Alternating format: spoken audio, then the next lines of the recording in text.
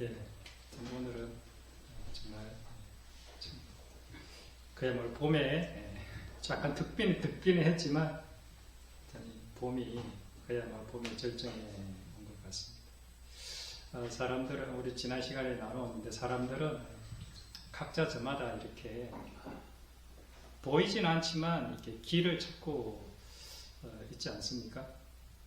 뭔가 이렇게 세상에 좀 올바른 길, 내가 살아가야 될 길, 어떻게 사는 것이 정말 올바른 건가, 또는 어떻게 사는 것이 행복한 건가, 의미 있고 가치 있는 건가, 이렇게 각자 모든 사람들 아마 그렇게 찾고 있으리라 생각합니다. 그런데 이 세상에는 두 가지 길밖에 없다라고 성경은 이야기하고 있습니다. 그 길이 어떤 거냐? 하나는 사람이 만들어 놓은 길이 있고, 또 하나는 하늘에서 보여준 길이 있다. 그 두 가지 길밖에 없다는 거죠. 근데 대부분의 사람들은 이 하늘에서 보여준 이 길을 발견하지 못하고 사람들이 이렇다 저렇다 하는 그 말만 듣고 사람들이 알려주는 그 길로 이렇게 걸어가고 있는 것이 현실입니다. 하늘에서 보여준 길을 성경에서는 새로운 살 길이라 이렇게 표현하고 있습니다. 히브리서 10장 20절에 보면 이런 말씀이 있습니다. 그 길은 우리를 위하여 휘장 가운데로 열어놓으신 새로운 살 길이요, 휘장은 곧 그의 육체니라. 하나님께서 이 땅 가운데 새로운 살 길을 우리에게 보여주셨다라는 것이죠. 그 새로운 살 길이 무엇이냐? 바로 십자가의 길인 것입니다. 그분의 육체의 죽음을 통해서 열어놓은 길, 그 길이 바로 십자가의 길인 것입니다. 나는 오늘 하루 어떤 길을 걸어가고 있습니까? 나는 과연 하늘에서 보여주신 새로운 살 길, 그 길 한가운데로 과연 걸어가고 있습니까? 이 세상에서 가장 아름다운 길, 그것이 바로 주님께서 걸어가셨던 종의 길이고 낮아짐의 길이고 십자가의 길인 것입니다. 예수님께서 이 땅에 오신 목적이 인자가 온 것은 섬김을 받으려 함이 아니라 도리어 섬기려 하고 자기 목숨을 많은 사람의 대성물로 주러 오셨다, 이렇게 말씀하고 있습니다. 이 말씀은 아마 성경에서 가장 핵심적인 말씀 가운데 또 하나일 것입니다. 주님께서 이 땅에 오신 가장 크고 중요한 목적, 그것은 바로 뭐냐면 이 세상 모든 사람, 많은 사람의 대속물, 그들 대신 내가 죽으러 왔다. 그들의 죄값을 내가 대신 짊어지고 내가 대신 죽으러 왔다. 그런 말씀 아니겠습니까?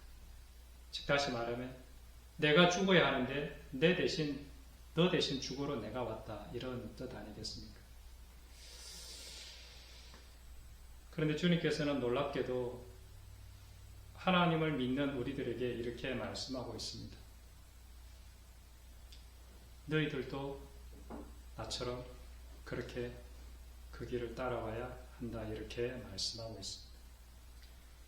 교회에서는 이 길을 그렇게 강조하는 것 같지 않습니다.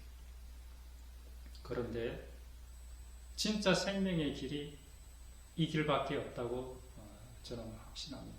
저는 믿습니다. 주님께서 이렇게 말씀하셨습니다.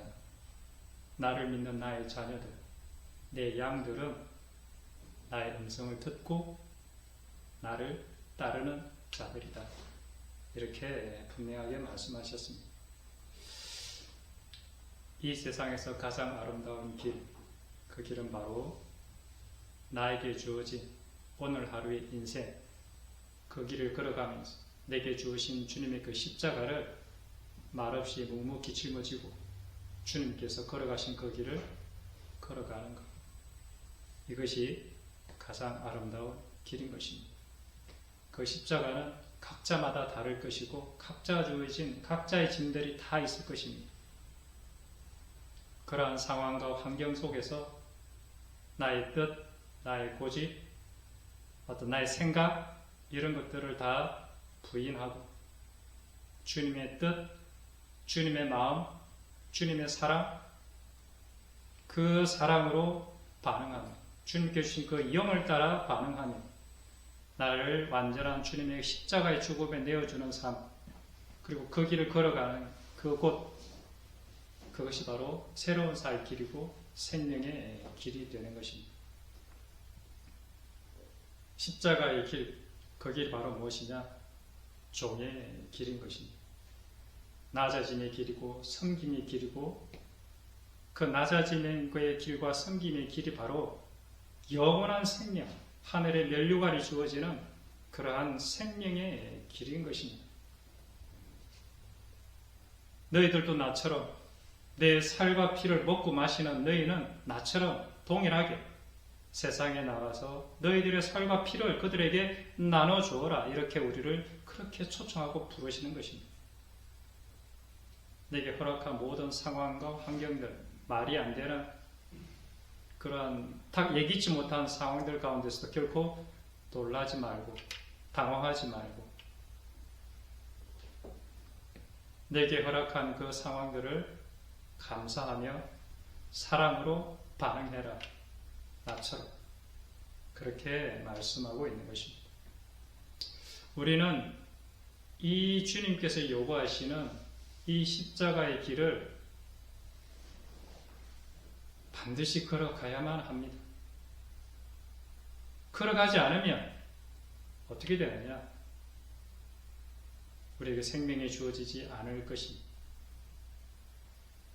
이러한 십자가의 길, 십자가의 삶이 바로 무엇이냐?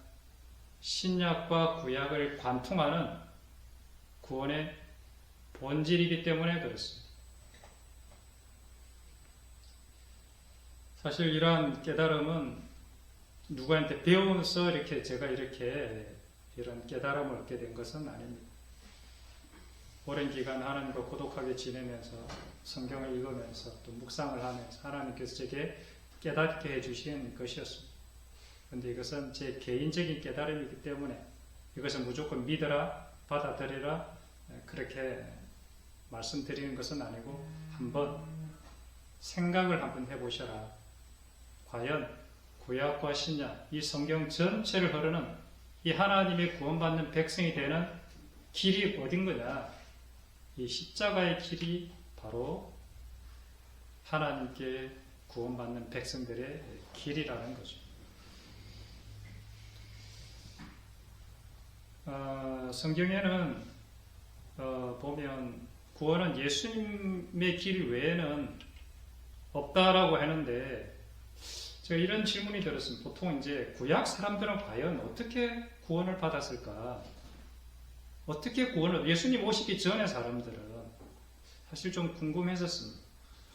그래서 많이는 아니지만 그래도 일부 사람들의 이야기를 들어보고 또 그동안 들어왔던 그런 이야기들을 종합해 볼 때 주로 들려주는 이야기, 목사님들의 아주 유명한 목사님들이죠. 한마디로 말하면 영향력 있는 목사님들의, 저도 사실 존경하는 목사님이기도 했고, 어쨌든 여러 목사님들의 이야기들을 대충 이렇게 종합해 보면 이런 부류의 해석들을 하고 있었습니다.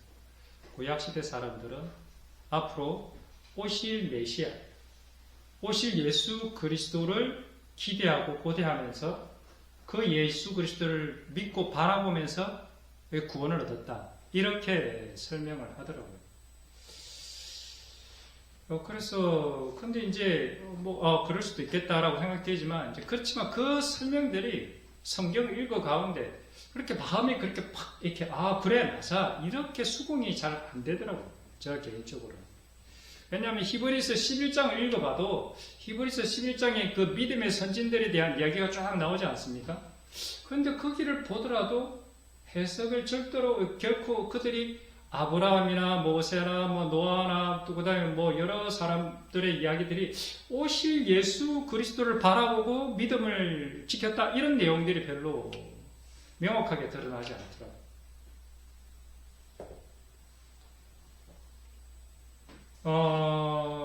그래서 근데 또 어떤 아주 특별한 특이한 또 어떤 분이 하나 계시는데 이분은 예수님이 십자가 달린 사건 전과 후를 가르더라고요. 예수님 십자가 달리기 전에와 후에는 구원의 길이 좀 다르다 이렇게 하시면서 십자가 이후에는 예수님의 그 피 보혈로 이렇게 구원을 얻지만 십자가 이전에는 하나님을 사랑하고 이웃을 사랑하는 그 계명을 지킴으로 또 구원을 얻는다. 뭐 이렇게 약간 비슷한 그런 유의 어떤 해석을 하는 것을 좀 보게 됐습니다.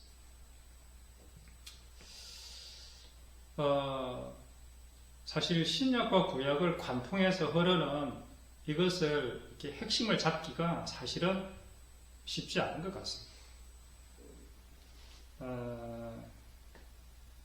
그러니까 저도 이제 여기서 지금 제가 드리는 말씀이 이게 뭐 일반적으로 이렇게 통용되는 어떤 그런 것보다는 하나님께 저에게 개인 주신 깨달음이기 때문에 한번 이제 참고해 보시라고 나옵니다.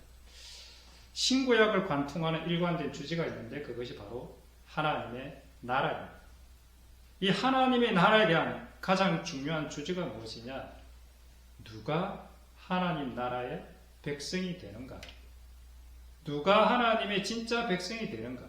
그러면 어떻게 하나님 나라의 백성이 되는가? 이 두 가지 주제를 성경은 이야기하고 있는 것이죠.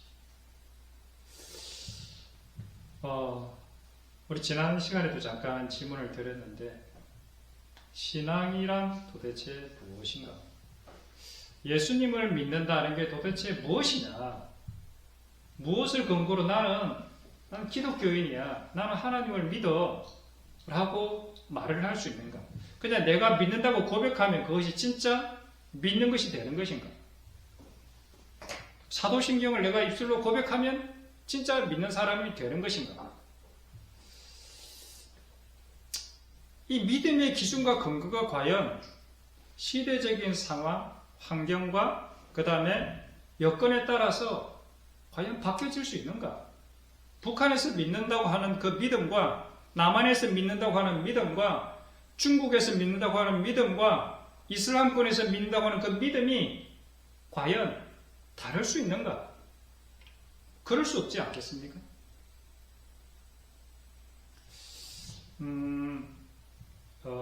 우리는 유명한 시편에 가장 유명한 시가 하나 있죠. 우리 시편 23편 암송하시는 분이 있을지도 모르겠는데 제가 한번 읽어드리도록 하겠습니다.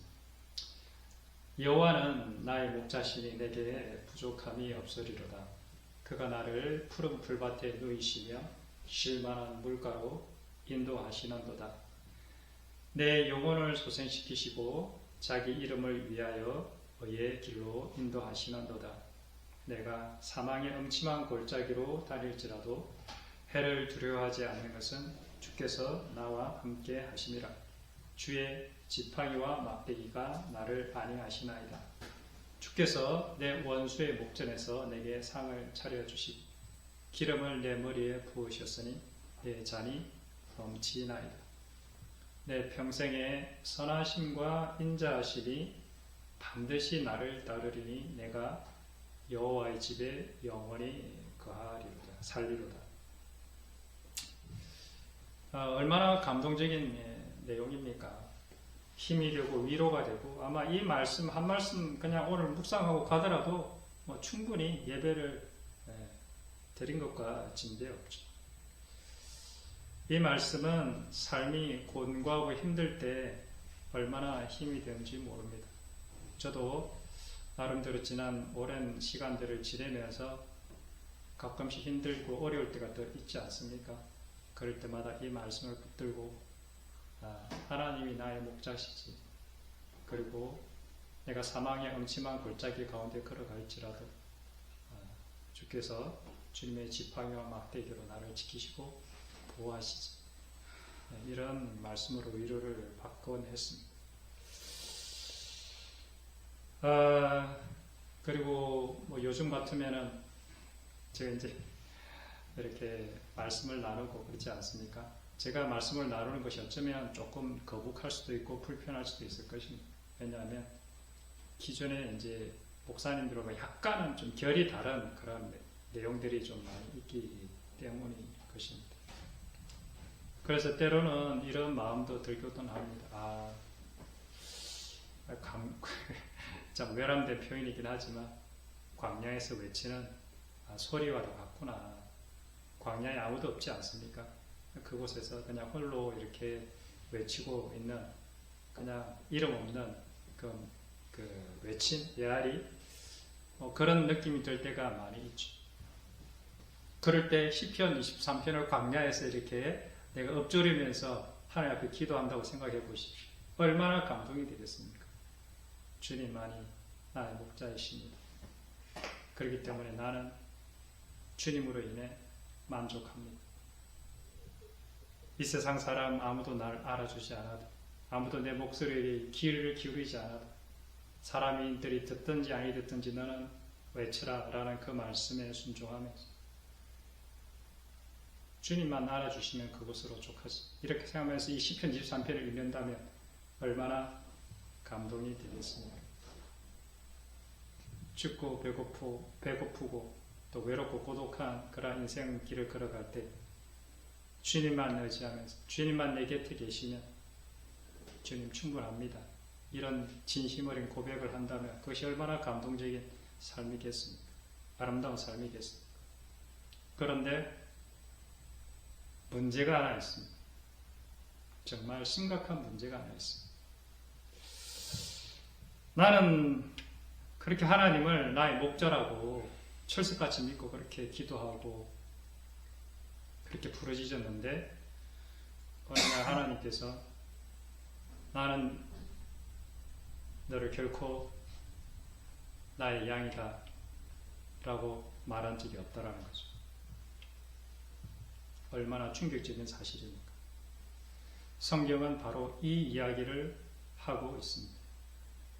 나의 진짜 양들과 나의 양들을 흉내내는 가짜 염소들 이야기가 성경에는 가득하다는 것입니다. 하나님께서 인정하시는 양들은 어떤 사람들입니까? 아까 말씀을 나누었듯이 우리 한번 말씀을 찾아보겠습니다. 안경아 집사님 살짝 졸리신 요거 폼을 잡기 때문에 요한복음 10장 27절 말씀을 한번 찾아보도록 하겠습니다. 너무 유명한 말씀입니다.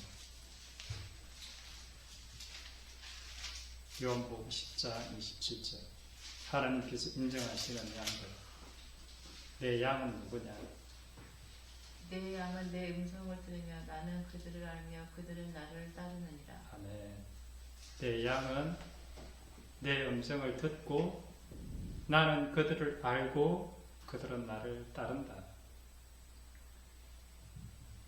주님이 여호와는 나의 목자시라고 아무리 내가 불러봐도 하나님께서 너는 내 양이 아니야 라고 하면은 아무런 의미가 없는 것 아니겠습니까? 근데 하나님께서 내 양에 대한 기준을 분명하게 말씀하고 있습니다. 내 양은 나의 음성을 듣고 나는 그들을 아는데 어떻게 아느냐?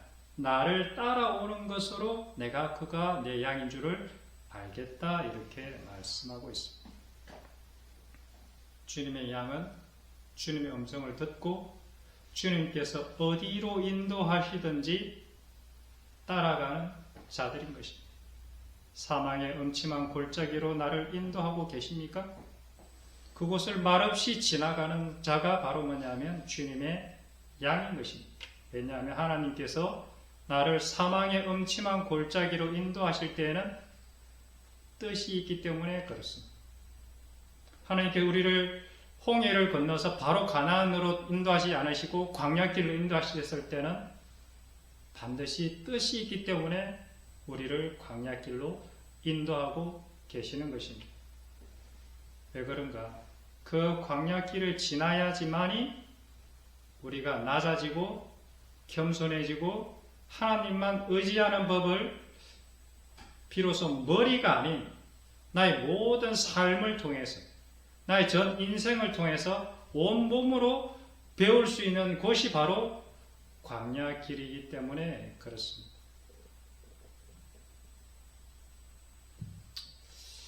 그럼 주님의 양은 어떻게 주님을 따라오라고 주님께서 말씀하십니까? 내 양은 나를 따르는데 그러면 주님께서는 어떻게 나를 따라오라고 성경에서 이야기하고 있는지 우리는 그것을 살펴볼 필요가 있습니다. 그래서 이것을 나를 따라오는 사람들에 대한 이런 것을 다르게 표현하며 성경에서는 제자도라고 합니다. 제자도. 이 제자도에 대해서 쭉 기록한 장이 누가복음 14장에 이런 자가 나의 제자다. 이렇게 하지 않으면 나의 제자가 아니다. 이렇게 누가복음 14장에 이렇게 쫙 설명해 주고 있습니다. 다른 복음서에도 마찬가지입니다. 그래서 마태복음 10장과 마태복음 16장을 한번 찾아보면서 주님의 제자, 주님을 따라가는 사람은 어떻게 따라가느냐, 어떠한 모습인 자가 주님의 제자인가 한번 찾아보도록 하겠습니다. 마태복음 10장 37절에서 39절입니다.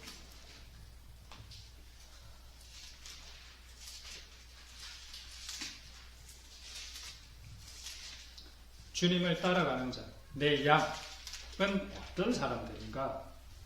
마태복음 10장 37절에서 39절 유명한 말씀입니다. 우리 다 같이 읽어보도록 하겠습니다. 시작. 아버지나 어머니를 나보다 더 사랑하는 자는 내게 합당하지 아니하고 아들이나 딸을 나보다 더 사랑하는 자도 내게 합당하지 아니하며 또 자기 십자가를 지고 나를 따르지 않는 자도 내게 합당하지 아니하니라. 자기 목숨을 얻는 자는 잃을 것이요 나를 위하여 자기 목숨을 잃는 자는 얻으리라. 또 한 구절 찾아보도록 하겠습니다. 마태복음 16장입니다. 16장 23절에서 27절까지입니다. 마태복음 16장 23절에서 27절 시작. 예수께서 돌이키시며 베드로에게 이르시되 사탄아 내 뒤로 물러가라. 너는 나를 넘어지게 하는 자로다. 내가 하나님의 일을 생각하지 아니하고 도리어 사람의 일을 생각하는도다 하시고 이에 예수께서 제자들에게 이르시되 누구든지 나를 따라오려거든 자기를 부인하고 자기 십자가를 지고 나를 따를 것이니라. 누구든지 제 목숨을 구원하고자 하면 잃을 것이요 누구든지 나를 위하여 제 목숨을 잃으면 찾으리라. 사람이 만일 온 천하를 얻고도 제 목숨을 잃으면 무엇이 유익하리요?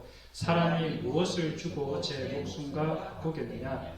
인자가 아버지의 영광으로 그 천사들과 함께 오리니 그때에 각 사람이 행한 대로 갚으리라. 아멘.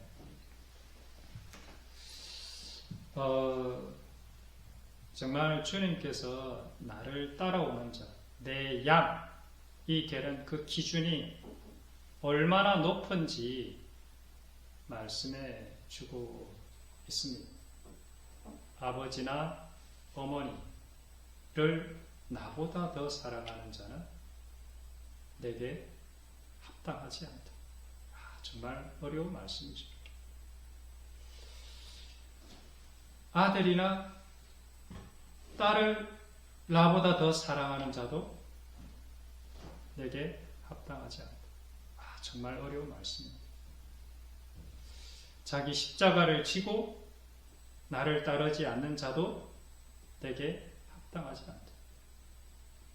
십자가가 없는 사람은 그냥 룰루랄라 걸어가는 사람은 내게 합당하지 않아.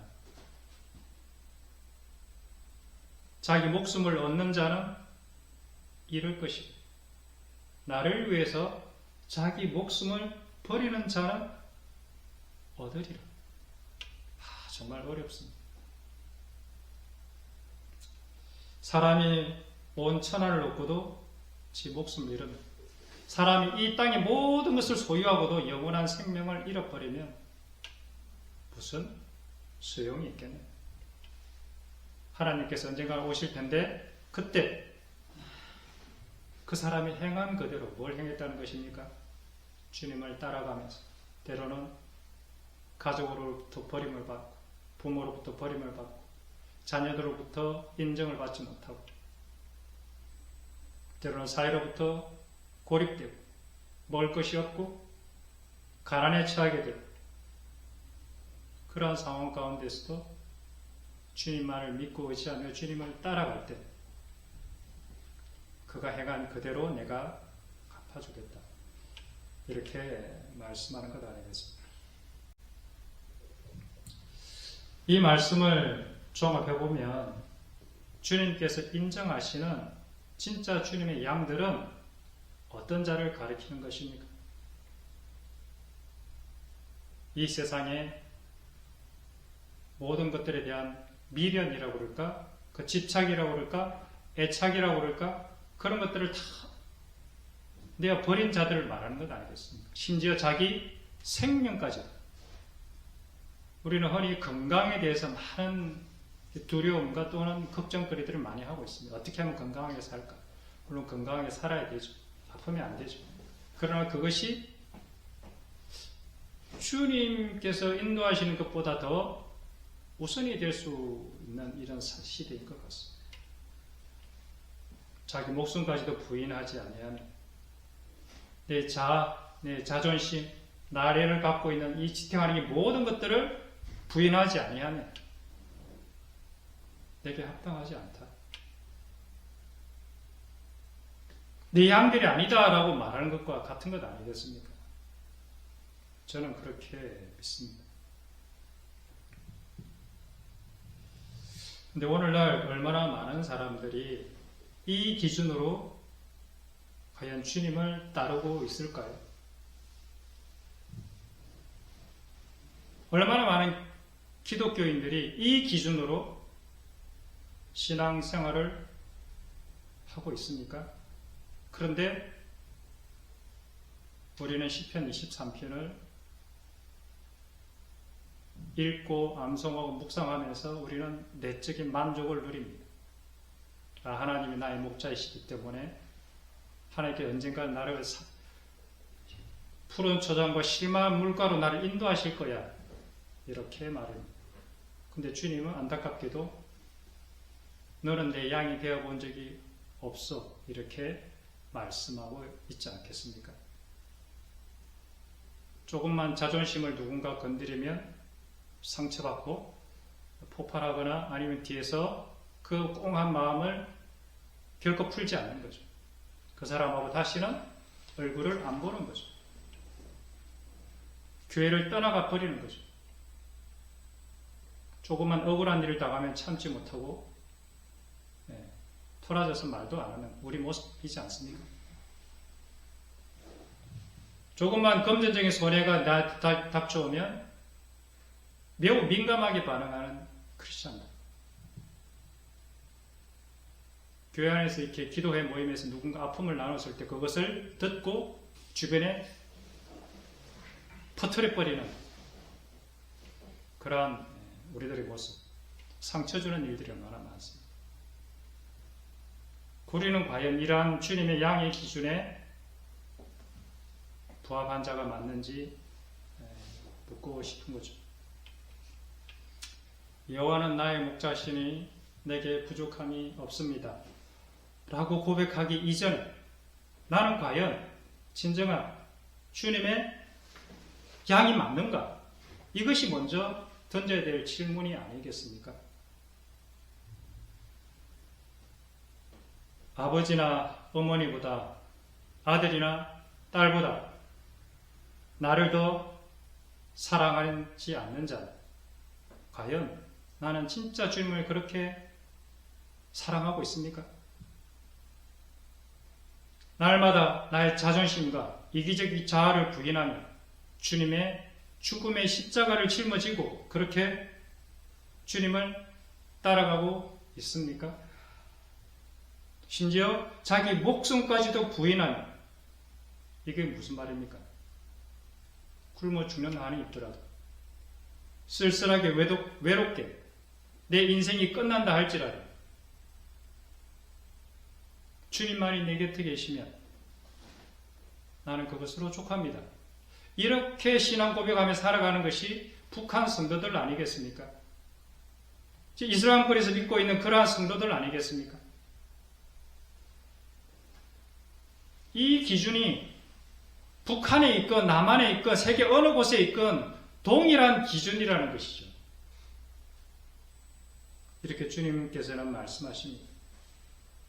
내 양은 내 음성을 들으며 나는 그들을 알며 그들은 나를 따르느니라. 오늘 많은 한국교회 성도들이 어쩌면 착각하고 있는지도 모릅니다.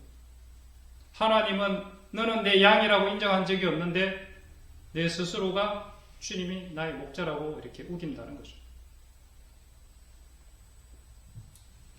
그래서 앞에 말한 그 기준을 가지고 주님과 언약 관계를 맺은 자를 성경에서는 하나님의 백성이라, 내 자녀라, 내 신부라 이렇게 부르는 것입니다. 한마디로 이 땅에 육을 가지고 태어난 인간이 하늘에서 내려온 하나님과 결혼하는 사건, 언약의 선서를 하는 사건, 이것이 바로 구원의 사건인 것입니다. 이것이 하나님 나라의 백성의 조건인 것입니다. 그래서 구약은 옛날에 맺은, 예수님 오시기 전에 맺은 하나님과의 맺은 언약이고, 신약은 예수님 오신 이후에 하나님과 맺은 언약인 것입니다. 이 언약 관계에 들어가는 조건이 바로 뭐냐면 나를 가장 사랑하느냐, 그것입니다. 이 세상 어떤 것보다도 나를 더 사랑할 수 있느냐, 이 사랑의 언약 관계를 맺는 것이 그분과의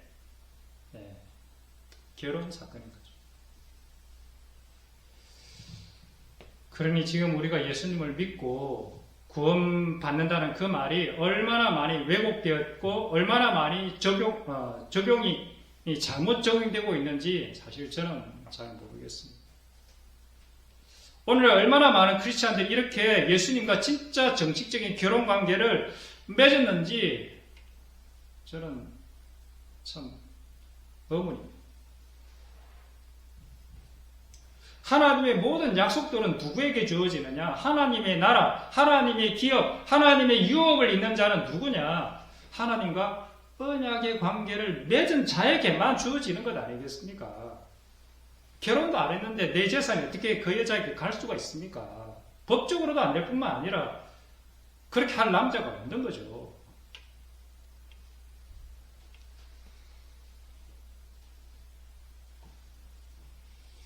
그래서 예수님께서 10장에서 이렇게 말씀하고 있습니다. 우리 한번 찾아보도록 하겠습니다. 10장, 똑같은 말씀인데 10장 25절에서 28절, 요한복음 10장 25절에서 28절 말씀입니다. 이제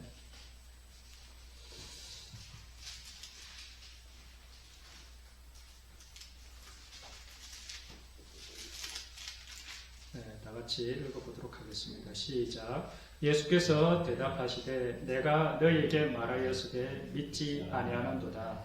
내가 아버지의 이름으로 행하는 일들이 나를 증명하는 것이거늘 너희가 내 양이 아니므로 믿지 아니하는도다. 내 양은 내 음성을 들으며 나는 그들을 알며 그들은 나를 따르느니라.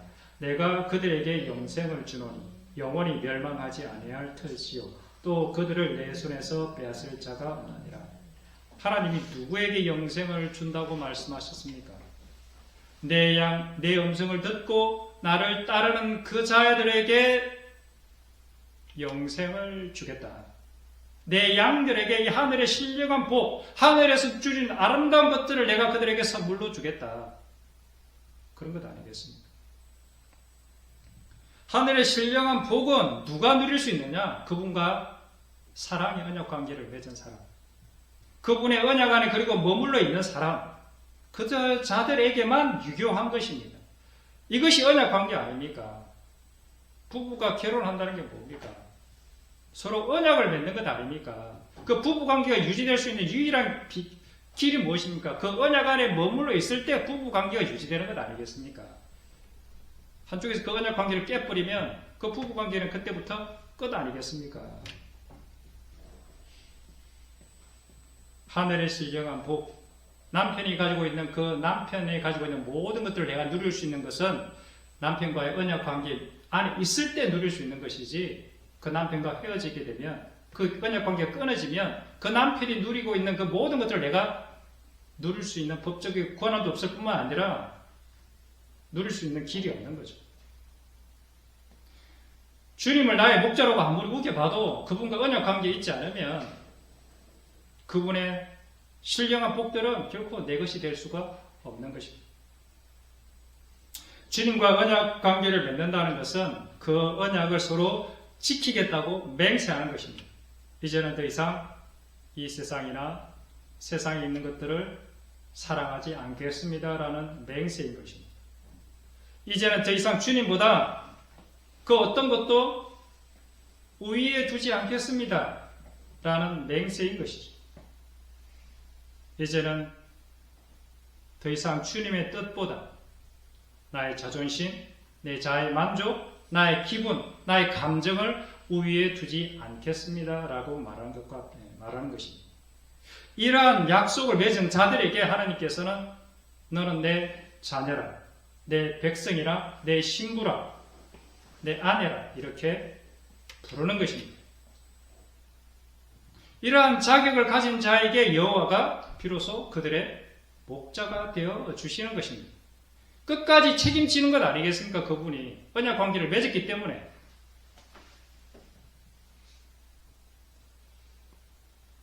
주님과 언약 관계를 맺은 백성인지 아닌지를 어떻게 아느냐?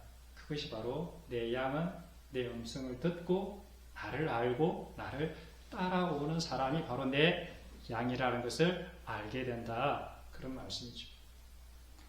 그러나 이 하나님의 언약 밖에 있는 언약의 울타리 밖에 있는 그런 사람들에게는 하나님의 약속은 결코 아무리 자기가 주장하고 아무리 자기가 이것을 내 것이라고 우긴다 할지라도 그것은 그 사람의 것이 되어지지 않는 것입니다. 그래서 이 언약의 결혼식의 장면에 아주 정말 하이라이트가 구약에 있습니다. 그것이 바로 시내산 언약 사건입니다. 이 시내산 언약 사건은 개봉박도 다음 주에 하나님의 백성들하고 결혼식 장면이 다음 주에 같이 읽으면서 하나님이 이 결혼식이 백성들 오면 이 언약식이 얼마나 놀랍고 아름답고 또 엄청난 사건인지를 다음 주에 한번 보도록 하겠습니다. 기도하겠습니다.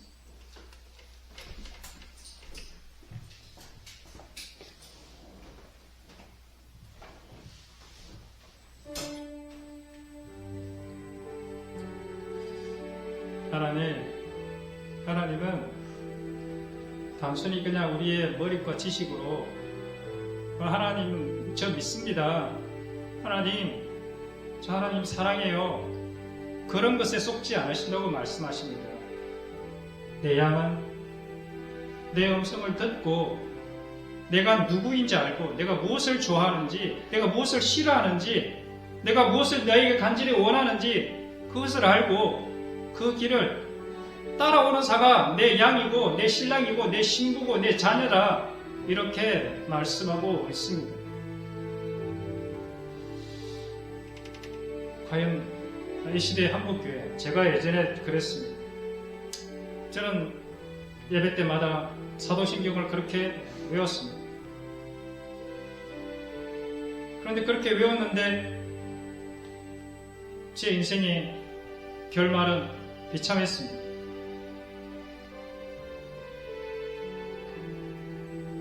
그 비참한 그 상황 속에서 나를 되돌아보게 되었습니다. 나의 고백이 진짜 고백이었나? 나만 그냥 하나님은 너는 내 양이라 인정해 주긴 적이 없는데 내가 그렇게 우겼구나. 내가 그렇게 그냥 믿어버렸구나. 그런 마음이 들었습니다.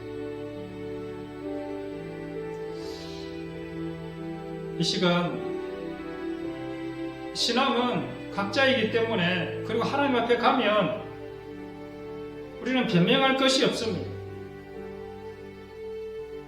중요한 것은 이 하나님 말씀 앞에 나를 비춰보는 것입니다. 내 양은 내 음성을 듣고 그들은 나를 알며 나를 따른다 하셨습니다. 어떻게 따라가는 것이 주님을 따르는 것입니까? 내 부모보다 내 아들 딸들보다 이 세상 그 무엇보다 내 자존심, 내 기분, 내 감정, 누군가가 나를 자존심을 건드릴 때, 그때 주님이 뭘 기뻐하시지? 주님께서 어떻게 따라오라 하셨지? 그걸 생각하고 그걸 기억하고, 아 그래, 주님 걸어가신 그 길을 나도 걸어가야지. 이렇게 따라가는 자가 내 양이라 주님 말씀하십니다. 이렇게 살아가는 것이 결코 쉽지 않을 것입니다. 이 땅에서는 바보 소리 들을 것이고, 이 땅에서는 외로울 것이고, 추울 것이고, 배고플 것입니다. 그러나 네가 이 땅에서 행한 그대로 내가 갚아주겠다. 주님 그렇게 말씀하십니다. 이 약속을 믿는 우리라면 진정 우리는 생명의 길, 새로운 살 길, 그 십자가의 길을 어떻게 사모하지 않을 수 있겠습니까? 우리 광명교회 식구들 모두가 다 이 생명의 길, 새로운 살 길, 십자가의 길을 사모하는 우리들이 되었으면 좋겠습니다. 기도하겠습니다.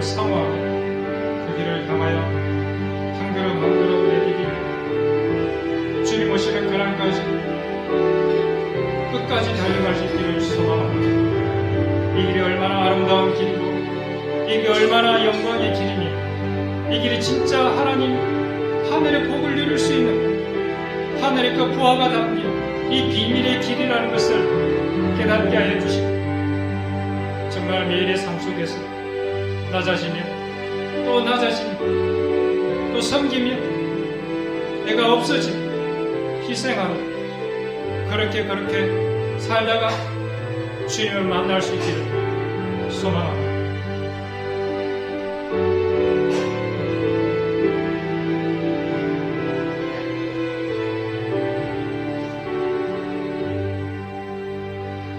아버지, 정말 저들 마음 깊은 곳에 성령 하나님이 찾아오셔서 이 생명의 길, 정말 새로운 살 길, 이 십자가의 길, 그러나 가장 아름다운 길, 그 길에 대한 소망과 열망, 간절함을 허락하여 주시옵소서. 하늘에 계신 우리 아버지 이름이 거룩히 여김을 받으시오. 나라가 임하시오니 뜻이 하늘에서 이루어진 것 같이 땅에서도 이루어지게 하소서. 오늘 우리에게 일용할 양식을 주시고 우리가 우리에게 잘못한 사람을 용서하여 준 것 같이 우리 죄를 용서하여 주시고 우리를 시험에 빠지지 않게 하시고 악에서 구하소서. 나라와 권능과 영광 영원히 아버지의 것입니다. 아멘. 감사합니다.